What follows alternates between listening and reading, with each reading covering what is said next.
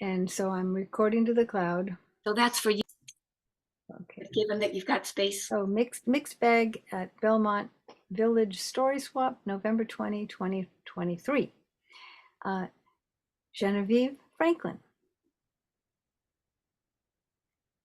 One never knows the effect that sacred spaces and sacred images can have on our lives. I am a spiritual care provider for a large healthcare institution here. What that means is that I don't have a degree in divinity. I just have an open heart and patience and a willingness to listen. The other day, I was asked if I would speak to a patient who was assigned to me because I speak Spanish. And the patient had had a distressing event regarding her pregnancy. They were going to do a procedure to try to keep the child from being born far too early.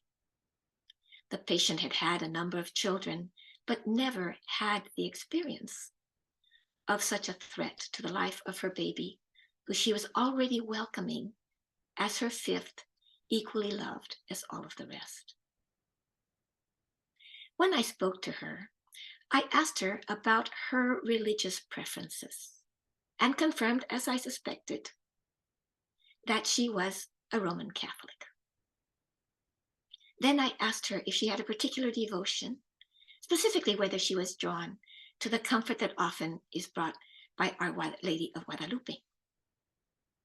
She said, "Oh, desde luego, of course, señora, la Virgencita is always with me."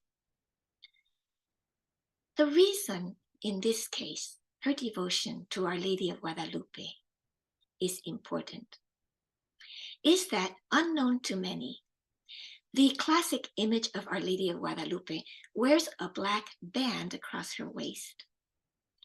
This is the band which symbolizes that she is with child. And we know what that child represents, even if you're not Roman Catholic. That child represents the light of the world. And the fact that she wears the band represents that she is the mother of all. In Mexico, she is the Empress of Mexico. But we, who are from that country, see her as our very own mother. All of the other rich countries had their queenly Reginas of the sky, Regina Coeli. But we had our humble, dark-skinned mother. I left that call never to know what happened after her procedure, but really sensing that she had connected again with the innocent faith of her childhood that could bring her through the responsibilities and fears of her adulthood. I have my own special connection to Our Lady of Guadalupe. When I was young, I was diagnosed with rhabdomyosarcoma. I was about a few months after 4.5. We ended up immigrating to this country at that same time. And my mother traveled with me to Houston so that I could be treated for the following 6 years for recurring tumors. As she saw her baby, her youngest, go through tumor after tumor, surgery after surgery, chemo after chemo, and her children were on the opposite side of Texas, having been dropped into a new country to fend for themselves with the help of my father and a loving nanny. Every chance my mother had, she would travel to Mexico City, where she was raised, and make the pilgrimage to the Basilica of Our Lady of Guadalupe. I accompanied her on one of those occasions when I was well enough to do so. And from far, far, far down the esplanade the steps made of concrete, my mother started her pilgrimage.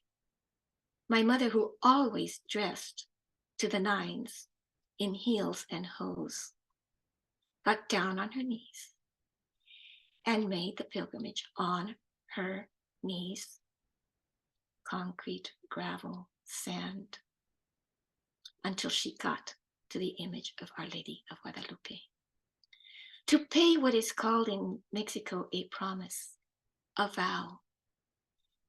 Your will be done, but if you will allow my baby to survive, I will come here and thank you on my knees.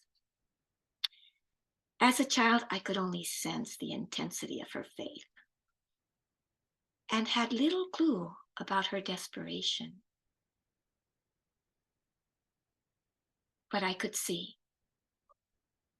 that her stockings, which were always in perfect condition, even when they used to have a seam down the back, they were always perfectly straight, had been tattered. Her skin bulged out through the openings of the stockings that had been ripped open. Her shoes were scraped and her knees were bleeding. It meant nothing to her.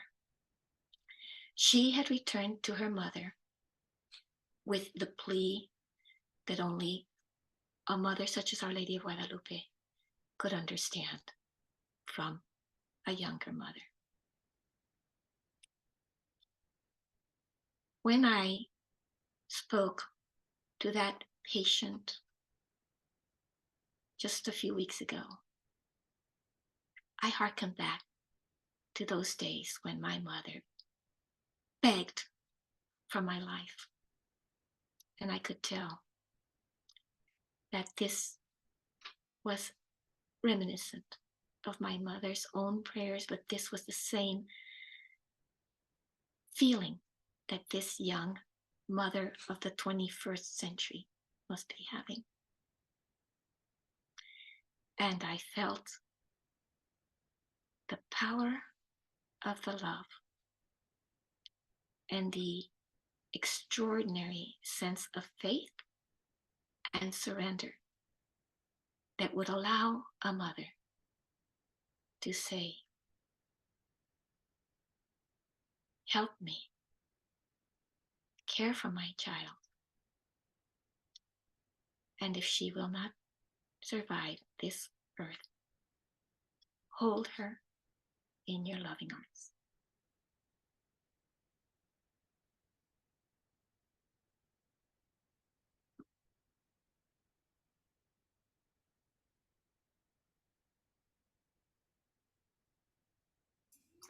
My. Thank you, Genevieve. Thank you for the opportunity. Oh my gosh. Dear Dripper, beautiful.